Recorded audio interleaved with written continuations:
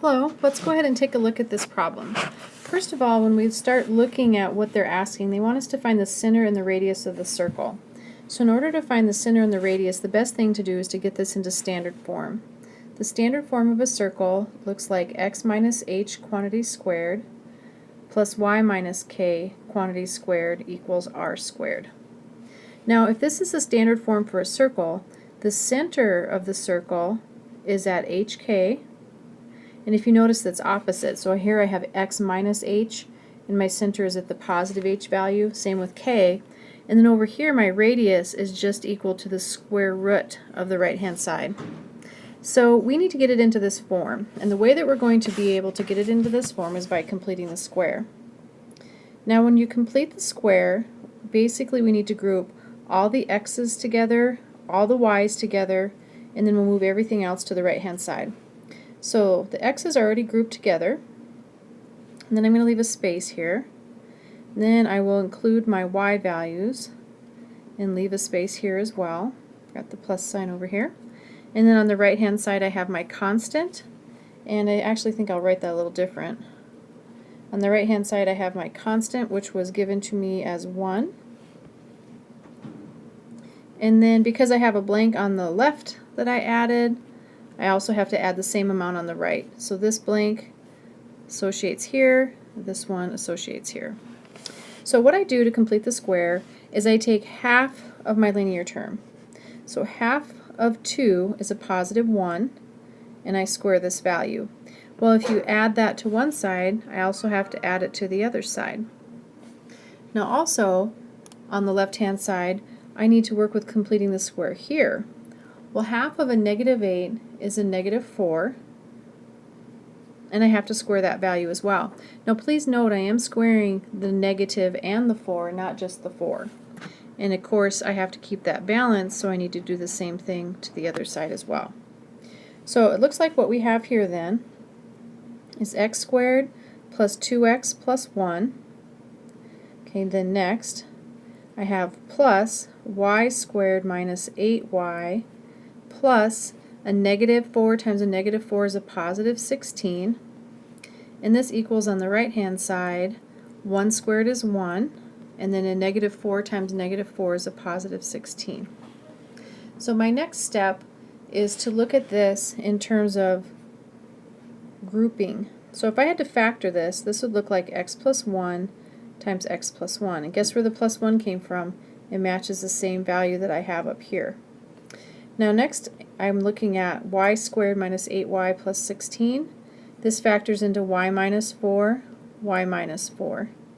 And again, guess where that came from? That came from right here when I took half of the negative 8 and I have the negative 4. That negative 4 is right down here, it reappears. And then on the left hand side I have 16 plus 1 is 18. So we're almost there.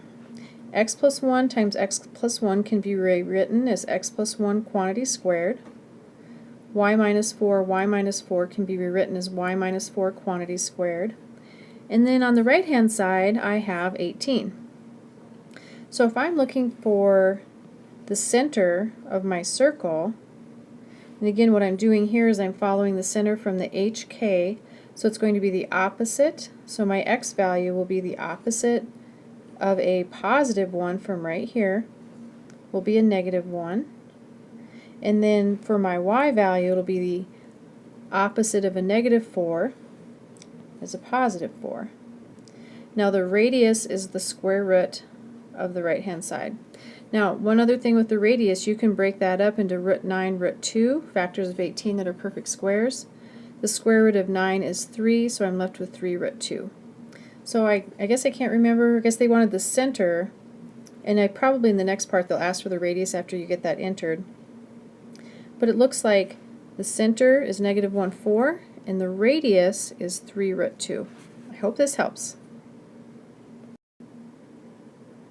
Okay, let's go ahead and take a look at the graph of this first. So to get started, it looks like we need to pay close attention to what's going on with this graph.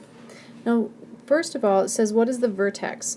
Well, the vertex of a parabola is its either lowest point or its highest point, depending on whether it's opening up or down. So this parabola that we're looking at, clearly the lowest point is right here, right about there.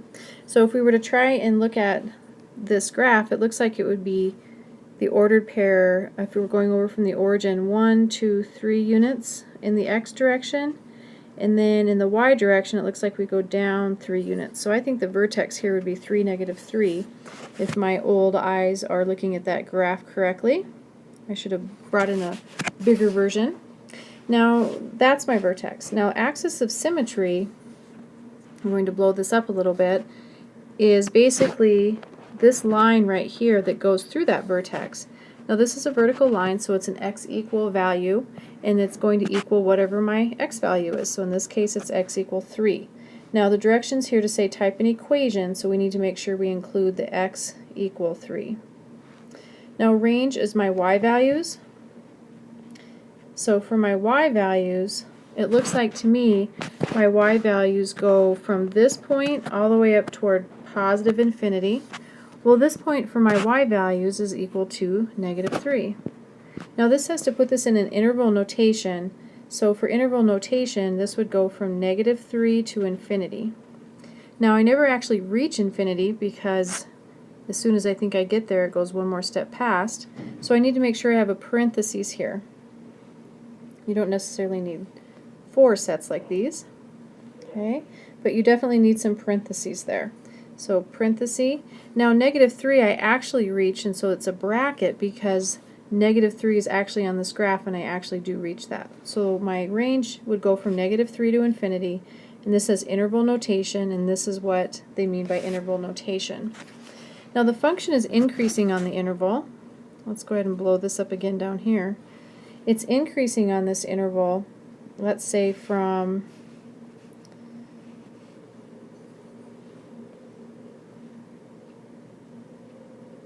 here, trying to get a bigger tip here, to here, so it's increasing. Okay, so this point, if we're thinking about our x values again, is negative 3.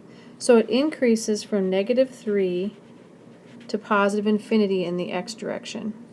Now the decreasing part of this, I'm decreasing over here in the blue, so that's going from negative infinity up to negative 3.